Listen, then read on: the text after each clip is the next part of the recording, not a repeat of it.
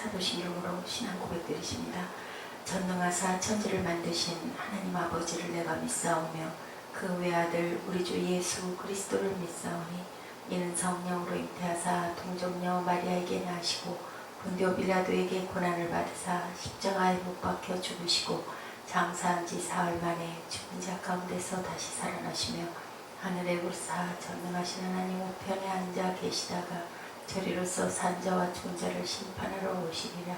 성령을 믿사오며 거룩한 공예와 성도가 서로 교통하는 것과 죄를 사하여 주시는 것과 몸이 다시 사는 것과 영원히 사는 것을 믿사옵나이다. 아멘. 사람 막대기와 인생 채찍으로 징계하셔서 버리지 아니하시고 내 자녀 삼으신 하나님의 사랑을 깨달아가는 자녀들 되게 하여 주옵소서. 귀한 하루 주셔서 감사합니다. 오늘도 하나님의 영광을 위해서 살아내는 저희들 되게 하여 주옵소서. 감사드리옵고 예수 그리스도 이름으로 감사하며 기도드렸습니다. 아멘. 할렐루야 샬롬 인사하십니다. 할렐루야 샬롬 샬롬 샬롬 샬롬 샬롬. 하나님 사랑합니다. 여러분 주 안에서 사랑합니다. 네, 버리지 아니하시고 라는 제목으로 사무엘하 7장 11절에서 17절 말씀 함께 나누시도록 하십니다. 네, 내용을 저희들 한번 묵상하시죠. 전에 내가 사사를 명하여 내 백성 이스라엘을 다스리던 때와 같지 않게 하고 너를 모든 대적에게서 벗어나 평안케 하리라. 여호와가 또 내게 이르노니 여호와 너를 위하여 집을 이루고 내 수완이 차서 내 조상들과 함께 잘 때 내가 내 몸에서 날 자식을 내 뒤에 세워 그 나라를 경복케 하리라. 저는 내 이름을 위하여 집을 건축할 것이요 나는 그 나라 위를 영원히 경복케 하리라. 나는 그 아비가 되고 그는 내 아들이 되리니 저가 만일 죄를 범하면 내가 사람 막대기와 인생 채찍으로 징계하려니와 내가 네 앞에서 패한 사울에게서 내 은총을 빼앗은 것 같이 그에게는 빼앗지 아니하리라. 내 집과 내 나라가 내 앞에서 영원히 보존되고 내 위가 영원히 경고하리라 하셨다라. 나단 이 모든 말씀과 이 모든 묵시대로 다윗에게 고하니라. 네, 이렇게 말씀하고 계십니다. 사울을 패했던 것 같이 패하지 않고 사람 막대기와 인생 채찍으로 너를 징계할지언정 너를 버리지는 않을 것이다. 그리고 내 나라가 내 앞에서 영원히 보존되고 내 위가 영원히 경고하리라 하셨다라. 7장 13절에 저는 내 이름을 위하여 집을 건축할 것이요 나는 그 나라 위를 영원히 경고케 하리라. 너의 수완이 차서 내 조상들과 함께 잘 때 다윗에게 하는 말씀이죠. 네가 돌아가면 내가 내 몸에서 날 자식을 내 뒤에 세워 그 나라를 경고케 하리라. 여기서 나는 아이로 가지고 내 뒤를 세워서 그 나라를 경고케 할 것이다. 그리고 집을 건축하게 할 것이다. 다윗이 하나님의 성전을 짓고 싶어 했을 때 나단이 원하는 대로 하라고 했는데 하나님께서 나타나셔서 나단에게 이렇게 말씀하시고 이 말씀을 나단은 다시 다윗에게 가서 그대로 이 얘기를 합니다.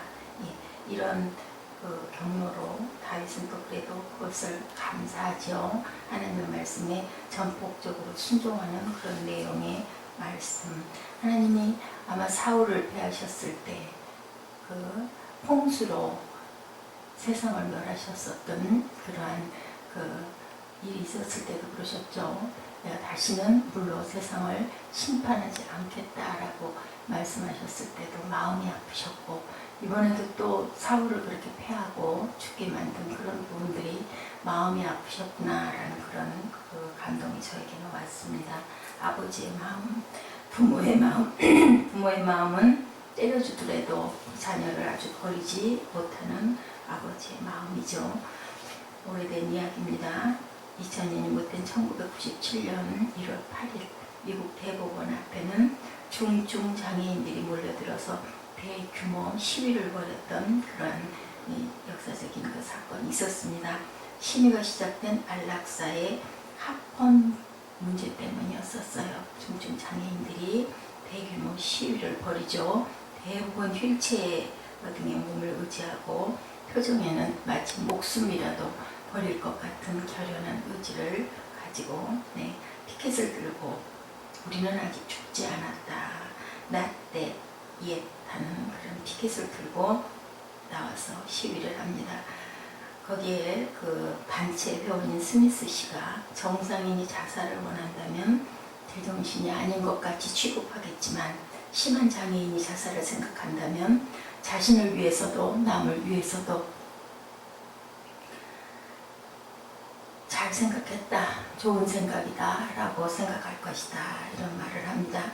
1996년 미국 대통령 선거에 부통령 후보로 출마했던 잭 캠프는 안락사가 만약에 합법화가 된다면 병원이나 보험회사에서는 치료비가 많이 드는 영세민이나 아니면은 난치병 환자들이나 중증 장애인들을 안락사라는 미명하에 무더기로 죽게 만들 것이다 라는 그런 이야기를 합니다. 이 안락사 문제를 말씀드리는 것이 아니라 극히 일부지만 소외계층과 연약한 자들을 바라보는 세상의 무서운 시각들. 아이를 낳는데 요즘에는 뭐 다 초음파로 미리 검사를 하고 결정을 하기도 하지만 예전 같은 경우에는 그렇지 않았죠.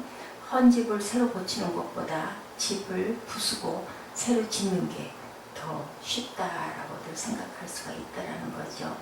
문제가 생기면 그 문제 자체를 버려버리거나 폐기하고 새로 다른 것으로 이용해서 쓰는 그런 세상이 되고 말았어요. 요즘에도 가구 같은 게 아주 멀쩡한 가구들이 나와 있어서 깜짝 놀랄 만큼 깨끗하고 좋은 것들을 버립니다. 그리고 새로 사지요. 고쳐서 아니면 그 용도에 맞게 불편한 대로 불편한 것들을 절대로 겪지 않으려고 하죠. 태어난 아기가 정과가이거나 불치병아기인 경우에는 어떻게 해요? 버리거나 아니면은 홀토아동 복제 같은 경우에 맡겨지는 그런 경우는 뭐 너무너무 비일비재하게 많습니다. 그 이유인즉슨은 그 아이로 인하여 평생을 묶여서 살고 싶지 않아서 불편하게 살고 싶지 않다는 거죠. 아이로 인해서 인생을 손해보고 싶지가 않다는 그러한 생각입니다. 그런 부담을 끌어안고 살 이유가 없다라고 생각을 하는 거죠. 뭐 모성이나 부모의 그 사랑이나 이런 부분들하고는 굉장히 거리가 먼 개인주의가 너무 팽배하다 보니까 이런 일들이 아주 아무렇지도 않게 일어나고 아이를 죽여서 냉동실에다가 몇 달씩 보관을 해놓은 것을 몇 달 후에 그 이웃에서 발견하고 신고를 하는 그런 일들도 너무너무 많이 일어나는 일, 무서운 말세 현상 증세입니다. 내 인생이 아이로 인해 손해보지 않겠다. 우리 하나님께서 왜 하찮고 죄 많은 우리 때문에 그 귀한 독생자 아들을 보내셔서 십자가에 못 박히게 하셨을까요? 성경은 이렇게 말씀하시는데 세상은 나에 직결되어 있는 자녀마저도 버리는 세상이고 하늘 아버지는 우리를 위해서 우리를 구원하시기 위해서 그냥 버려도 되실 텐데 이런 생각을 했습니다. 버리지 아니하시는 아버지.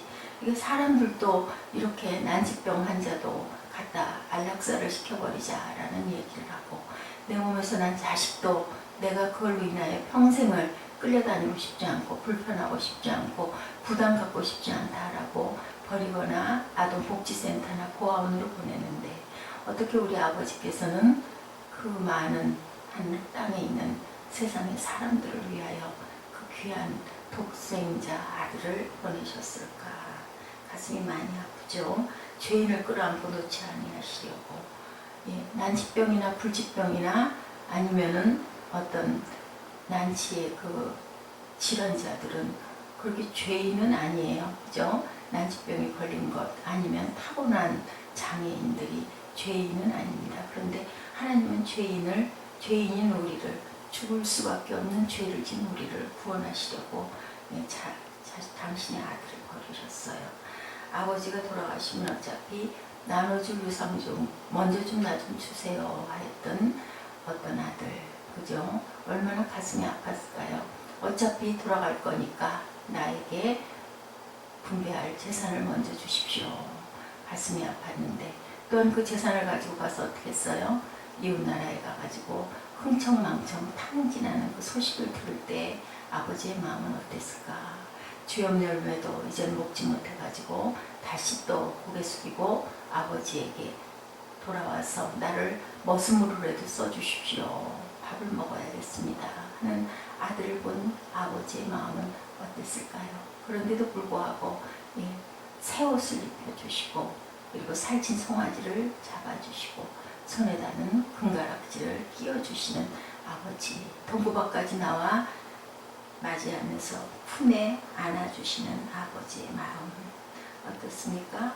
아버지의 마음은 찢어지는데 정말로 뭐라고 표현할 수는 없는데 그래도 내 아들 하고 끝까지 버리지 아니하신, 차라리 버리면 편할 수도 있는데도 아버지는 이러한 마음을 갖고 있는 게 하늘 아버지의 마음, 그리고 우리를 향한 아버지의 뜻이라는 것, 주님의 뜻을 이루시옵소서라고 찬양을 아까 했습니다. 하나님께서 그런 마음을 가지고 계신 아버지시라는 것, 마음속에도 내쳐버리면 될 건데 그걸 못하죠. 자녀들이 저희들도 아주 말을 안 듣고 요즘 아이들은 아무리 얘기를 해도 겁도 안 내요. 잘못됐습니다 소리를 하는 일은 거의 없습니다. 시험을 아무리 잘못 보아도 그냥 웃어요. 왜 그렇게 시험을 봤니? 그러면 그냥 그렇지. 다른 아이들도 그런데 이렇게 얘기를 해서 길게 얘기하고 싶지가 않아지고 그냥 어쩔 수 없지. 포기해야지. 그리고 잔소리를 그만해야 되겠다 라고 생각을 했다가도 또 보면 공부 안 하니 아니면 깨끗이 씻었니 이렇게 걱정을 하게 되는 부모의 마음을 자녀들이 알까요? 그래서 자식을 낳아봐야 부모의 마음을 안다라고 얘기를 하죠. 골치 아픈 문제, 부담스러운 문제, 연약한 존재가 있을 때 잘라버리는 쪽이 어려울까요? 아니면 그것을 끝까지 고치려고 애를 쓰는 쪽이 어려울까요? 전쟁의 피비린내 나는 죽음의 현장을 사실적으로 묘사한 라이언 일병 구하기에도 보면 참 그 인상 깊은 장면입니다. 자기 동료를 그 총알이 빗발치는 데서 도망가지 않고 그 죽은 동료를 질질 끌고 죽었는지 살았는지 총탄마저 피 흘리는 동료를 끌고 가는 모습, 나중에는 하반신이 떨어져 나가버려서 벌써 죽은 지가 오래됐는데도 불구하고 질질 끌고 가는 그 모습이 인상적인 모습이었죠. 이렇게 끝까지 자기가 사랑했던 동료를 놓지 않는 그런 마음들이 이제는 없어져 버린 세상이 되었어요. 이렇게 잘라버리는 쪽이 훨씬 우리 전쟁에서도 그렇다고 그러죠. 썩어 들어가는 다리, 팔 잘라버려야 나머지가 더 썩지 않으니까 결단하고 자릅니다. 어느 순간 번뜩 눈을 뜨고 보니 내 하반신에 다리들이 없을 때 그 마음이 얼마나 절망스러웠을까요? 상상을 해보면 너무 가슴이 아픈 그러한 사실들을 하나님께서는 자기 백성에 대해 잘라버리는 대신에 끌어안는 것을 고치시는 쪽을 택하시는 아버지. 예수님이 오셔서 많은 환자들을 그렇게 고쳐주시죠. 상한 심령도 고쳐주시고 안 보이는 눈도 뜨게 해주시고 난치와 불치병도 내 믿음대로 내 병이 나았다. 내 상을 들고 걸어가거라 라고 말씀하십니다. 먼저 죄를 사해주시는 아버지의 마음, 주님의 마음이셨습니다. 다윗을 향해 이제는 사람 막대기가 인생 채찍을 휘두르셔라도 너를 버리지는 않을 거다. 사울처럼 이렇게 말씀하시는 아버지의 마음. 다윗이 범죄했을 때 하나님께서는 그 아들을 죽이셨죠. 그렇게 금식을 하며 꿇어 엎드려서 빌고 기도하는데도 결국은 보내버리십니다. 그때의 아버지의 마음은 어땠을까요? 너무 죄 지었으니까 어디에 혼 좀 나가라 그런 마음이셨을까요? 다윗이 아파했던 건 수십 배로 아프셨을 거예요. 왜냐하면 내가 살릴 수도 있는데 죽이는 마음은 얼마나 그 심정이 처참하셨을까요? 그러할지라도 다윗을 살리시고 싶으셔서 다윗을 버리지 않고 싶으셔서 사람 막대기와 인생 채찍을 내가 휘두르겠다라고 했던 그 말씀 그대로 그 대신 다윗을 버리지 않고 더 하나님께서는 축복을 해주시고 솔로몬 같은 귀한 아들을 낳아서 말씀 그대로 내 뒤를 잇게 하고 성을 짓게 하겠다라는 것을 그대로 지키십니다. 맺맞는 자식이 눈물을 흘리면 때리는 부모의 눈에서는 피눈물이 난다고 그런 말씀들을 많이 하셨는데요. 자녀를 낳아보면 내가 때려주다 보면 그런 마음이 듭니다. 당장에 끌어안아주고 싶은데 참죠. 이를 물고 참습니다. 하나님께서는 자기 백성 북이스라엘을 누구에게? 아수르에게 내어주죠.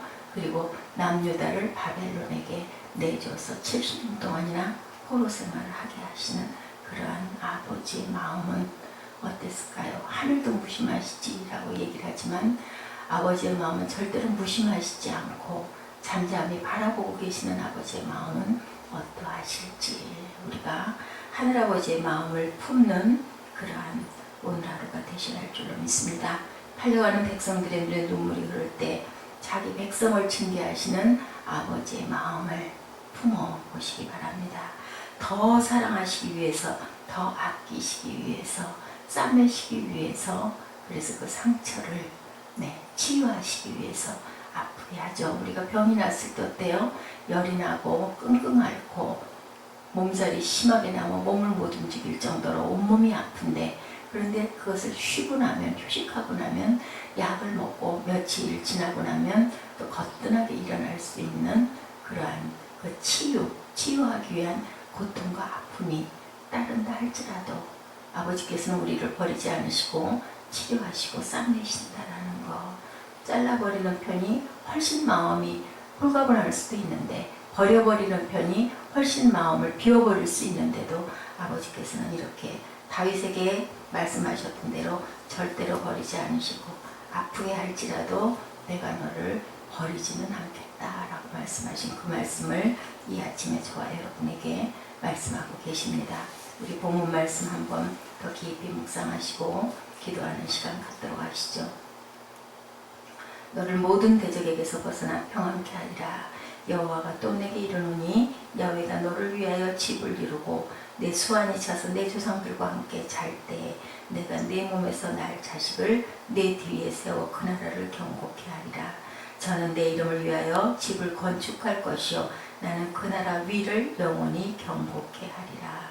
나는 그 아비가 되고 그는 내 아들이 되리니 저와 만일 죄가 불의를 범하면 내가 사람 막대기와 인생 채찍으로 징계하려니와 내가 내 앞에서 패한 사울에게서 내 은총을 빼앗은 것 같이 그에게서는 빼앗지 아니하리라. 내 집과 내 나라가 내 앞에서 영원히 보존되고 내 위가 영원히 경고하리라 하셨다라. 나단이 이 모든 말씀과 이 모든 묵시대로 다윗에게 고하니라. 이 고함을 또 다윗은 겸손하게 받아서 그대로 받아서 순종하는 그런 다윗의 그 순종과 그 마음을 하나님이 사랑하셨다라는 것을 잊지 않는 저와 여러분 되시고 주님의 뜻을 이루소서라는 마음으로 오늘 하루도 묵상하시고 하루를 힘차게 시작하시기 바랍니다. 기도하시겠습니다. 하나님 감사합니다. 하늘아버지의 마음을 헤아리는 저희들 되게 하시고 우리를 따끔하게 채찍질하시고 징계하실 때 아버지의 마음이 얼마나 아프실까. 아버지 마음에 합한 저희들 될 수 있도록 주님 하나님 힘주시고 능력 주시고 또한 그 하늘의 마음을 저희들 헤아리는 그러한 부모의 마음이 또한 되어서 우리 자녀를 그렇게 귀하게 기를 수 있는 그런 사랑의 마음을 품는 그런 세상이 되게 하여 주시옵소서. 감사드리옵고 예수 그리스도 이름으로 감사하며 기도드렸습니다. 아멘. 하늘에 계신 우리 아버지시여 이름이 거룩히 여김을 받으시오며 나라의 임하옵시며 뜻이 하늘에서 이룬 것 같이 땅에서도 이루어지이다. 오늘 우리에게 일용할 양식을 주옵시고 우리가 우리에게 죄 지은 자를 사하여 준 것 같이 우리의 죄를 사하여 주옵시고 우리를 시험에 들게 하지 마옵시며 다만 악에서 구하옵소서. 나라와 권세와 영광이 아버지께 영원히 있사옵나이다. 아멘.